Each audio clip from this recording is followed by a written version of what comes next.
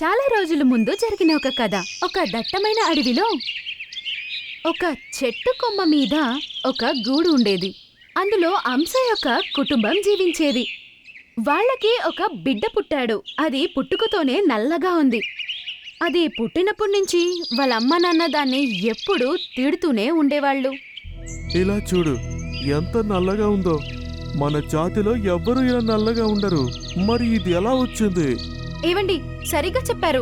వీడు ఎలా ఇంత నల్లగా పుట్టాడో తెలీదు. దీనివల్ల మనం ఎవ్వరికీ మొహం చూపించలేకపోతున్నాం. మనకు ఒక అందమైన బిడ్డ ఉంటే ప్రపంచంలో మన మర్యాద కాపాడేది. ఇలాగే రోజులు గడుస్తూ ఉన్నాయి. మరియు ఆ అంశాలు రెండు వెయిట్ చేస్తున్న ఆ రోజు కూడా వచ్చేసింది. ఆ రెండు అంశాలకి ఒక అందమైన బిడ్డ పుట్టింది. అది చూడ్డానికి వాళ్ళ అమ్మా నాన్నలాగే ఉంది. ఇలా చూడు, దీన్ని అంటారు అందమైన హంస. ఆ నల్లదాన్ని చూడు, దాన్ని చూస్తే ఆలోచించాలి హంస కాదా అని. ఆహండి, మీరు ఎందుకు బాధపడతారు? మన చిన్న కొడుకు చాలా అందంగా ఉన్నాడు. ఇప్పుడు మన ప్రేమంతా మనము మన చిన్న కొడుకే పంచొచ్చు. అమ్మా నాన్న, నన్ను ఎందుకింత వేరుగా చూస్తున్నారు? నల్లగా ఉండడం నా తప్ప. నోరుమోయ్, నీ వల్లే మమ్మల్ని అందరూ ఆట పట్టిస్తున్నారు. నువ్వు మా కొడుకుని చెప్పుకోవడానికి సిగ్గుగా ఉంది. నల్ల హంస ఏడుస్తూ ఆకాశం వైపు ఎగిరి వెళ్ళిపోతుంది. అడవిలో ఒకరోజు చిలుక రాజా పక్షులన్నిటికీ విందు ఇచ్చాడు. అక్కడ అన్ని పక్షులు వాళ్ళ పిల్లలతో పాటు వచ్చాయి. ఈ నల్ల హంస తల్లిదండ్రులను చూస్తే చాలేస్తుంది. ఓ కొడుకు ఎంత నల్లగా ఉన్నాడు, ఇంకొకడు ఎంత అందంగా ఉన్నాడు, చూపు తిప్పుకోలేకపోతున్నాం. చిలుక రాజా అక్కడికి వచ్చిన వెంటనే నల్ల హంసని చూసి, నీ బిడ్డ ఎంత నల్లగా ఉన్నాడో.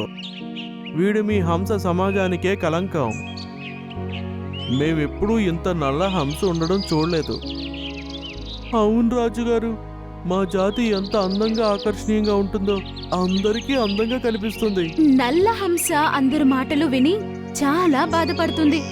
కానీ ఏం చేస్తాను, నేను నల్ల హంసనే. ఇది అంత అవసరమా? అన్ని పక్షులు ఒకేలా ఉండాలా? నా కళ్ళకి నేను అందంగానే ఉన్నాను. అరే పిల్లోడా, ఎంత గర్వం నీకు! ఒకవైపు నల్లగా ఉన్నావు, పెద్దవాళ్ళతో ఎలా మాట్లాడాలో తెలీదా నీకు? అందుకే ఇక్కడ మాట్లాడడానికి నీకు ఎలాంటి హక్కు లేదు. క్షమించండి మహారాజా. ఈ నల్లహంస వల్ల ఈ సమాజం అంతా మమ్ములను చీచి అంటున్నారు. మేమిక వెళతాం. మరియు నల్ల హంస యొక్క కుటుంబం ఇంటికి వెళ్ళిపోయింది. నువ్వు నా మర్యాదంతా తీసేశావు, దరిద్రపోడా. నీ వల్ల అందరూ మమ్మల్ని అవమానిస్తున్నారు. ఇది నా పరువంతా తీసేసింది. మరియు వాళ్ళు వాళ్ళ చిన్న కొడుకు దగ్గర ఇలా అన్నారు. అరే, నీ తమ్ముని చూడు, ఎంత అందంగా ఉన్నాడో. వీడి అందం కారణంగా అందరూ మాకు ఎంత మంచి మర్యాదనిస్తున్నారు. నీ వల్ల అందరూ మమ్మల్ని చూసి తలో రకంగా మాట్లాడుకుంటున్నారు. ఇందులో నా తప్పే ఉంది? నేను నల్లగా ఉన్నాను. ఇది ఆ పైవాడు రాసిన రాత. అయినా నేను మీ పిల్లవాడినే కదా. నాకన్నా చిన్నవాడు అందంగా ఉన్నాడు, నేను నల్లగా ఉన్నా. దానివల్ల నాకేంటి? రక్తం అయితే ఒకటే కదా. చూడు చూడు ఎలా మాట్లాడుతున్నాడు. వాడి వల్ల ఇదంతా జరుగుతుందని కొంచెం కూడా సిగ్గులేదు. ఆహా, దీన్ని మనం ఇంట్లోంచి తరివేద్దాం. కొంచెంలో కొంచెమైనా మనకి అప్రతిష్ట తగ్గుతుంది. దేని కారణంగా అయితే మనం సిగ్గుపడుతున్నామో అది మన దగ్గర ఉండదు. ఎలాగో ఇక్కడి నుంచి వెళ్ళిపోతే కూడా ఎవ్వరికి ఏం బాధ ఉండదు. మాకింకా మంచిదే అవుతుంది. ఎవ్వరూ మమ్మల్ని ఏడ్పించరు. వీడి వల్ల మమ్మల్ని అందరూ చాలా ఏడ్పిస్తారు. అక్కడ చూడండి, నల్ల హంస యొక్క అమ్మా నాన్న అని. నన్ను ఇంట్లోంచి వెళ్ళమనేంత అవసరం మీకు లేదు. నాకు నేనుగా నేనే వదిలి వెళ్ళిపోతున్నాను. నాకింత భేదభావాలున్న కుటుంబంతో నివసించడం ఇష్టం లేదు. నలుపు తెలుపు రంగుల వల్ల నాకేం పట్టదు. మరియు నల్ల హంస అక్కడి నుంచి వెళ్ళిపోతుంది. మరియు అది వేరే అడవికి వెళ్లి జీవిస్తూ ఉంటుంది. వాళ్ళ అమ్మా నాన్న ఉంటున్న ఆ అడవికి ఒక పిల్లి వస్తుంది. మరియు అది ఆ అడవిలో ఉన్న అన్ని పక్షుల్ని వేటాడి తినేసేది. నల్ల హంస యొక్క అమ్మ మాత్రం మిగిలింది. మరియు అడవిలో ఉన్న వేరే పక్షులు నల్ల హంసకి ఈ మాట చెప్పింది. అరే అన్నా నల్ల హంస, మీ అడవికి ఒక క్రూరమైన పిల్లి వచ్చిందంట. అది అన్ని పక్షుల్ని వేటాడి తినేస్తుందంట. ఇంకా కొన్ని మాత్రం మిగిలిన్నాయంట. ఏంటి, నువ్వు నిజం చెప్తున్నావా? అలా అయితే నన్ను ఈ కష్టకాలంలో నేను నా కుటుంబం దగ్గరికి వెళ్ళాలి. నల్ల హంస ఎగురుకుంటూ వాళ్ళ అమ్మా నాన్ని వెతుక్కుని వెళ్తుంది. అమ్మా, మీరు బాధపడకండి. నేను ఇంకా బ్రతికే ఉన్నాను. నేను మీకేమీ అవ్వనివ్వను. నేను మిమ్మల్ని చూసుకుంటాను. బిడ్డ, మీ నాన్న మరియు నీ తమ్ముడిని ఆ పిల్లి చంపేసింది.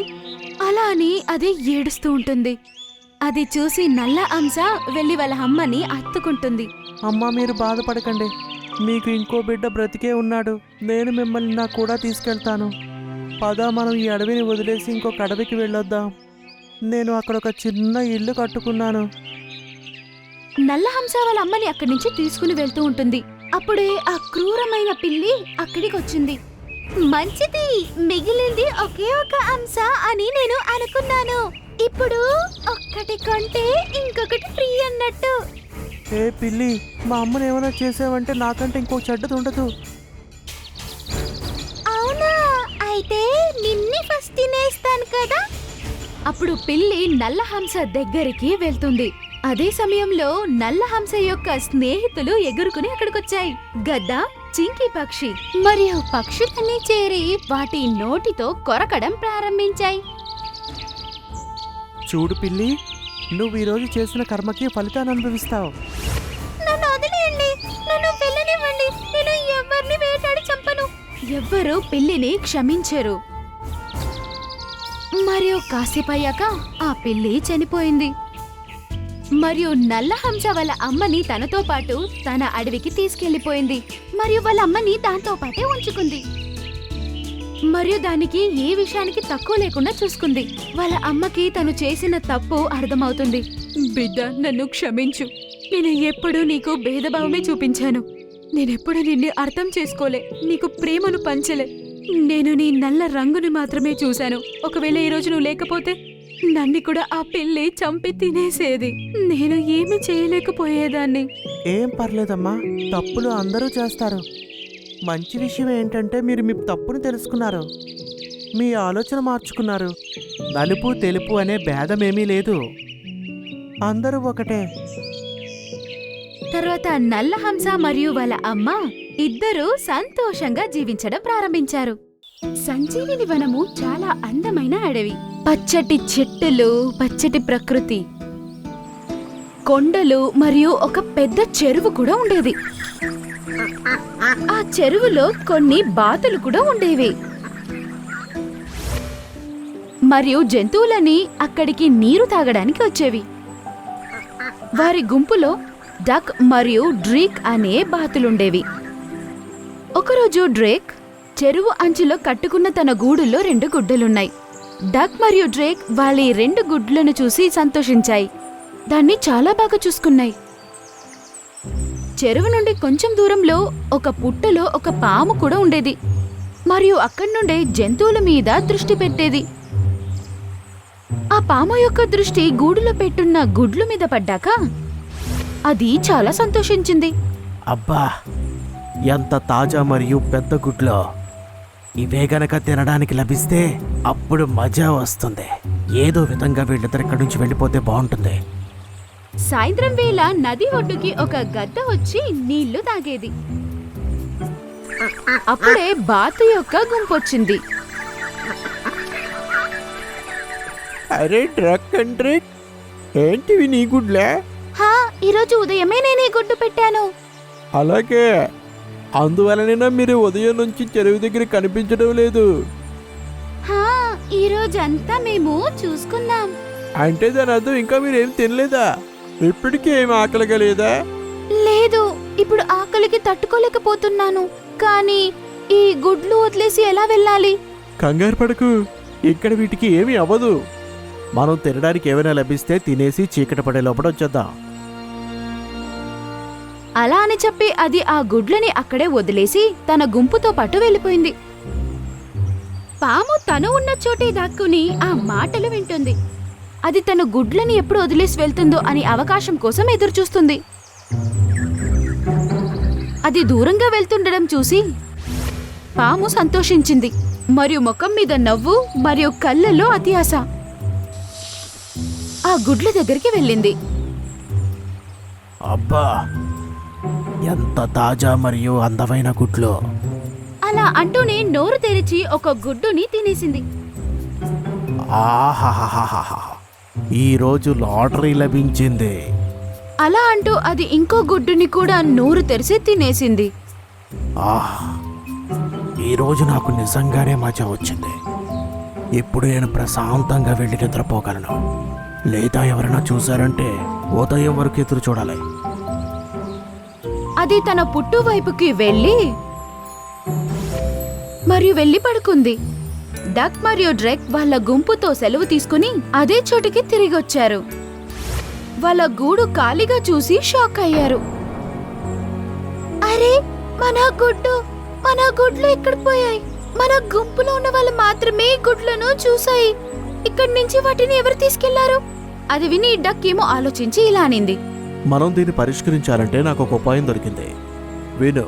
అలా అని డక్ డ్రెక్ కి ఒక ఐడియా చెప్పింది. మరుసటి రోజు డ్రెక్ మళ్ళీ 2 గుడ్లు పెట్టింది. రోజంతా ఇద్దరు అక్కడే ఉన్నారు. సాయంత్రం అవ్వడానికి ముందే డక్ ఇలా అనింది. డ్రేక్, నాకు చాలా ఆకలిగా ఉంది. తినడానికి ఏదైనా తీసుకొద్దాం పదా. కానీ మన గుడ్లని ఇలాగే ఎలా వదిలేసి వెళ్ళగలము? నిన్నలాగా ఎవరైనా తీసుకెళ్లిపోతారేమో. నా దగ్గర ఒక ఉపాయం ఉంది. అలా అని చెప్పి డక్ కొంచెం గడ్డి నోట్లో తీసుకొచ్చి ఆ గుడ్ల మీద వేసి ఆ గుడ్లని దాచేసింది. ఇప్పుడు గుడ్లని ఎవరూ చూడలేరు. మనం ఇప్పుడు వీటిని వదిలి ధైర్యంగా వెళ్ళవచ్చు. అది చూసి డ్రెక్కి సంతోషమైంది. మరియు ఇద్దరు ఏం ఆలోచించకుండా అక్కడి నుంచి వెళ్లారు. ఈ పిచ్చోళ్ళు కనిపిస్తుందేమో ఈ ఉపాయం వల్ల గుడ్లను నా నుంచి రక్షించగలరని. ఈరోజు సాయంత్రం వరకు వేచి ఉండాల్సిన అవసరం లేదు. అలా అని అది త్వరగా తన పుట్లో నుంచి బయటికొచ్చింది మరియు గూడు వైపు వెళ్ళింది. డక్ మరియు డ్రేక్ చెరువు అంచున దాక్కుని వారి గూడు మీద దృష్టి నుంచారు. కాని వాళ్ళిద్దరూ పామును చూసి భయపడ్డారు. వాళ్ళు ఏం ఆలోచించడానికి ముందే ఆ పాము ఆ గుడ్లని తినేసింది మరియు సంతోషిస్తూ తన పుట్టలోకి వెళ్ళిపోయి బాగా పడుకుంది. డక్ మరియు డ్రేక్ వారి గూడు దగ్గరికి వెళ్లేటప్పటికీ పాము వాళ్ళ గుడ్లని తినేసి వెళ్ళిపోయింది. ఈ పాము రోజు మన గుడ్లను ఇలాగే తింటూ ఉంటుంది. దానికి అర్థం మనం ఎప్పటికీ మన పిల్లల ముఖం చూడలేము అని. అది విని డక్ కూడా ఆలోచిస్తుంది. అప్పుడు తన దృష్టి గద్ద మీద పడుతుంది. అది అక్కడే నీరు తాగుతూ ఉంటుంది. కంగారు పరుగు డ్రేక్, ఇక్కడ కాపాడడానికి ఎవరో ఒకళ్ళున్నారు. వాళ్ళు మనకి సహాయం చేస్తారు. అలా అని డక్ గద్దతో ఇలా అనింది. హలో చిల్, నువ్వు మా గొంతు వినగలుగుతున్నావా? హా, చెప్పు డక్. అది వాళ్ళ గుడ్ల గురించి మరియు పాము గురించి అంతా చెప్పారు. వాళ్ళ కథ విని అది కోపంగా ఇలా అనింది. ఎలాగో పాము నాకు ఇష్టమైన ఆహారం. దాన్ని సరైన చోటుకు నేను తీసుకెళ్తాను. అలా అని వాళ్ళిద్దరూ గద్దతో చేరి ఒక ఐడియా క్రియేట్ చేశారు. మరుసటి రోజు మళ్ళీ డ్రేక్ 2 గుడ్లు పెట్టింది. ఈసారి కూడా పాము దానిమీదే దృష్టి పెట్టింది. నాకు అనిపిస్తోంది ఏదో ఒక జంతువు మన గూడులోనే ఉండి వాటిని తినేస్తుందేమోనని. అదే పనిగా గుడ్లను కూడా తినేస్తుంది. ఈ రోజు కూడా అలాగే వదిలి వెళదాం. విని పాము నవ్వుతో ఇలా అంటుంది. కప్పేసుకుని వెళ్ళండి లేదా తీసుంచే వెళ్ళండి. మీరొచ్చేలోపు ఇవన్నీ నా కడుపులోకి వెళ్ళిపోతాయి. డక్ మరియు డ్రేక్ ఆ గుడ్లని అలాగే వదిలేసి వెళ్ళిపోయాయి. మరియు నిన్న దాక్కున్న అదే చోట్లో వెళ్లి అవి దాక్కున్నాయి. వాళ్ళ ప్లాన్ ప్రకారమే గద్ద ఒక చెట్టు మీద కూర్చుంది. వచ్చేస్తున్నాను నా కమ్మనైన గుడ్లు. అలా అంటూ ఆ పాము బయటికొచ్చి గుడ్ల దగ్గరికి వెళ్ళింది. అది దగ్గరికి వెళ్ళగానే గద్ద చెట్టులో నుండి మెల్లగా కిందికి దిగింది. అది గుడ్లను తినడానికి తన నోరు తెరిచిందో లేదో గద్ద దాన్ని పట్టుకుంది. గద్ద ఆ పాముని తన నోట్లో పట్టుకొని ఆకాశంలోకి ఎగిరిపోయింది. అయ్యో, నన్ను వదిలేయ్. అయ్యో, ఈ పక్షి ఎక్కడి నుంచి వచ్చింది? కాపాడండి, రక్షించండి. అది విని గద్ద సంతోషించి నోరు తెరవకుండా ఎగురుతూనే ఉంది. చాలాసేపు ఎగిరిన తర్వాత అది ఒక కొండ మీద వెళ్లి కూర్చుంది. అక్కడ ఇంకా 2 గద్దలు తన కోసం వెయిట్ చేస్తున్నాయి. ఆ గద్ద ఆ పాముని కింద పెట్టిందో లేదో మిగతా గద్దలన్నీ పాముని తినడం ప్రారంభించాయి. అది చనిపోయింది. ఇప్పుడు ఆ 3 గద్దలు చేరి దాన్ని వాళ్ళ ఆహారంగా మార్చుకున్నాయి. ఇంకోవైపు డక్ మరియు డ్రేక్ వాళ్ళ గుడ్లు సురక్షంగా ఉండడం చూసి సంతోషించాయి మరియు మనసారా గద్దకి ధన్యవాదాలు తెలిపాయి. కొద్ది రోజుల తర్వాత ఆ గుడ్ల నుండి 2 బాతులొచ్చాయి మరియు డక్ మరియు డ్రేక్ పిల్లలతో పాటు సంతోషంగా జీవిస్తున్నాయి.